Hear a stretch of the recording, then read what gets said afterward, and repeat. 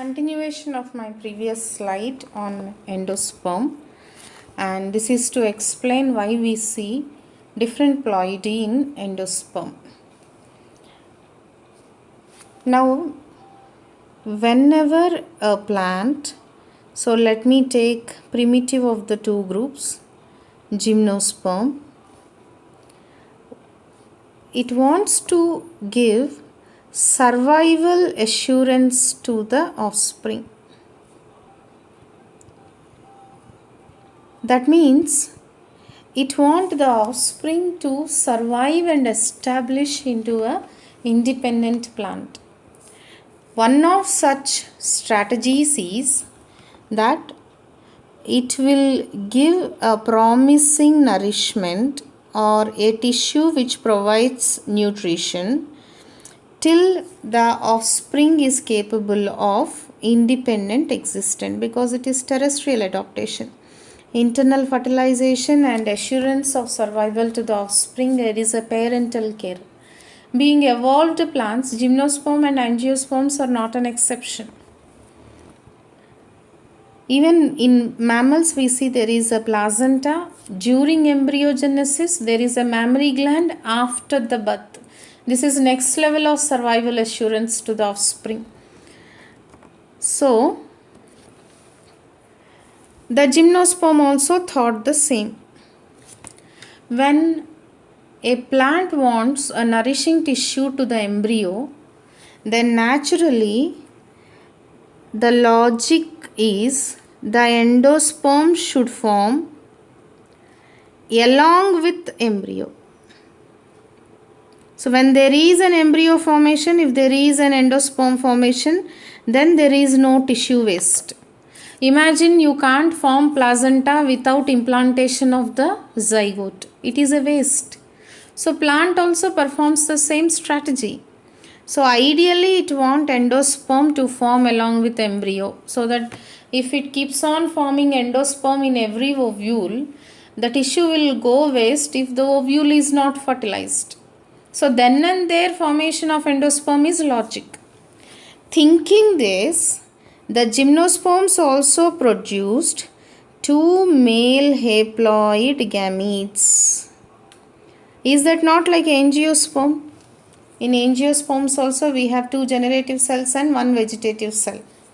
So one male haploid gamete will fuse with one female haploid egg to form a diploid zygote, which will develop into embryo, is actually the motive of fertilization.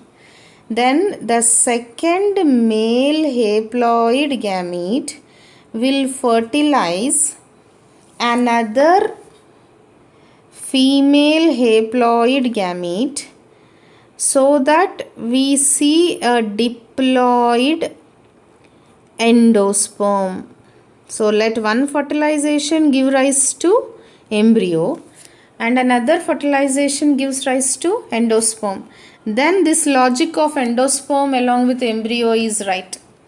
So gymnosperm also thought the same. But this was not successful in gymnosperm because the second male haploid gamete degenerated. That means genetically the gymnosperms are not that evolved to perform double fertilization, even though they intended to do that.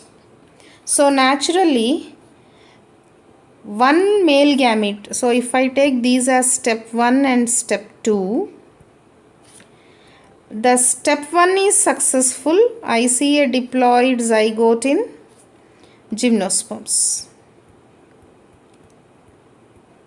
But if you see step 2, because the second male gamete degenerated, what is left?